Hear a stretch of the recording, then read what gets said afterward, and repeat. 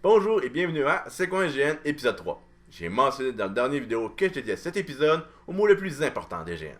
C'est même la raison d'être des grandes nature, la majorité des gens y vont pour ça, et j'ai nommé la baston.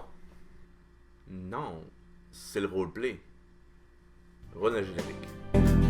Cette histoire va commencer tous les étés. Une gang de chums sur le bord d'un feu.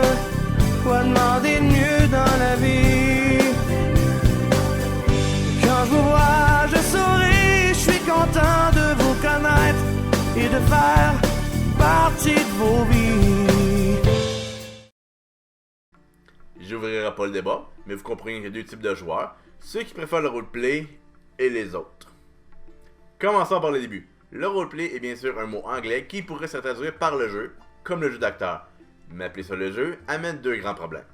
De un, les roleplayers, ceux qui font du roleplay, ne sont pas acteurs, ils sont beaucoup plus proches des improvisateurs. Ce serait donc à tort qu'on appellerait ça le jeu d'acteur. De deux, le terme le jeu pourrait porter à confusion dans les conversations, sans compter que répéter régulièrement le jeu, le jeu, le jeu. Vous avez perdu. Agacerait beaucoup de monde. Reprenons. Le roleplay est la façon d'interpréter votre personnage. Si l'historique et la fiche représentent qui est votre personnage, le roleplay quant à lui sera le comment est votre personnage. Ça inclut la façon qu'il parle, qu'il agit et qu'il pense. Un bon roleplay est difficile à décrire puisque chaque personnage est différent et que seul le joueur qui le joue le connaît suffisamment à fond pour connaître tous ses détails. On peut quand même mettre quelques points. Si le joueur ne donne pas l'impression de jouer un personnage mais d'être le personnage, c'est le point principal. Étrangement, l'autre point important est presque le contraire. Pour avoir un bon roleplay, il doit y avoir une différence entre le personnage et le joueur, sinon le joueur ne fait que se jouer lui-même.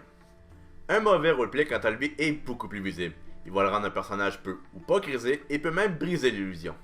Certaines petites choses peuvent causer le mauvais roleplay. On peut nommer la contradiction, le décrochage, en mettre peu ou pas assez, ou le pire à mes yeux, le metagaming. Pour vous démontrer mon propos, je vous présente mon ami, qui va nous montrer son mauvais roleplay. Hey! Je sais que pédagogiquement parlant, ça serait mieux de donner des exemples de bons roleplay, mais comme c'est compliqué et que c'est ma vidéo, j'ai choisi la facilité. La facilité mènera au côté obscur. Pardon. La contradiction, c'est le contraire de ce qu'on attend de votre personnage. Check mes pipes, le gros. Ah ouais, les petites chicks vont capoter. Le décrochage, c'est parler d'éléments qui sont extérieurs aux grandes nature. Hey, toi! C'est qui tu penses qui est plus fort entre Superman et Sengoku? Faire le minimum d'efforts, ou aucun effort, c'est assez simple et assez visible. T'es pas supposé être un prêtre, toi? Ouais, là, ils m'ont dit que j'avais juste besoin d'un livre. Ah, regarde. Mon Dieu, c'est Murdoch. Puis mon portfolio, c'est Sauvagerie. Puis guerre. C'est la même chose pour les gens qui en mettent beaucoup trop. Ah ah! La ramure de ce chêne est digne du roi de la forêt. N'est-il pas triste de voir sa sépulture parmi les braises? Faudrait que t'en mettes plus. Ok.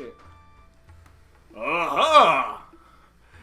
La ramure de ce chêne est digne du roi de la forêt. N'est-il pas triste de voir sa sépulture parmi les braises? Non, faudrait que t'en mettes vraiment plus, là. Ah ouais? Ok. La ramure de ce chêne est digne du roi de la forêt! N'est-il pas triste de voir la ramure parmi les braises? C'est bon! Non, c'est pas bon. Le metagaming est le fait de rappeler que le GN ce n'est qu'un jeu. Ils vont parler en termes de système, ils vont donner des informations que le personnage n'aurait pas eu accès. Hey, les NPC ont petit bord du feu. On devrait aller dans le bois, il y a sûrement plein d'objets magiques, puis de toute façon, il n'y a pas de stress, c'est eux autres qui font les monstres. Faut faire attention, les joueurs qui montent ces signes ne sont pas tous de mauvais roleplayers. C'est l'abus de ces signes qui cause le mauvais roleplay. Étant honnête, la fatigue et l'ennui vont causer les mêmes symptômes. Il y a aussi le concept de hors roleplay, qu'on appelle régulièrement hors jeu. Ce sont les choses qui sont dites ou faites par les joueurs et non les personnages. Il y a aussi des objets ou des lieux qui sont considérés hors roleplay, c'est donc qui ne sont pas accessibles aux personnages. Pour conclure, il ne faut pas oublier que le roleplay est subjectif. Un joueur peut volontairement agir d'une façon qui peut vous paraître étrange. Plusieurs personnes vont choisir un roleplay pour agir de façon différente dans leur vie quotidienne, soit pour se défouler ou se lancer des défis, ce qui fait que le roleplay peut être plus difficile. L'important, c'est donc de choisir un roleplay dans lequel vous êtes à l'aise et de s'adapter au roleplay des autres. Tout ça est tiré des expériences que j'ai vécues dans les grandes nature où je suis allé. Ceci étant dit, je vous invite à aimer la vidéo, à laisser des commentaires et à vous abonner. Avec tout ça, je vous remercie.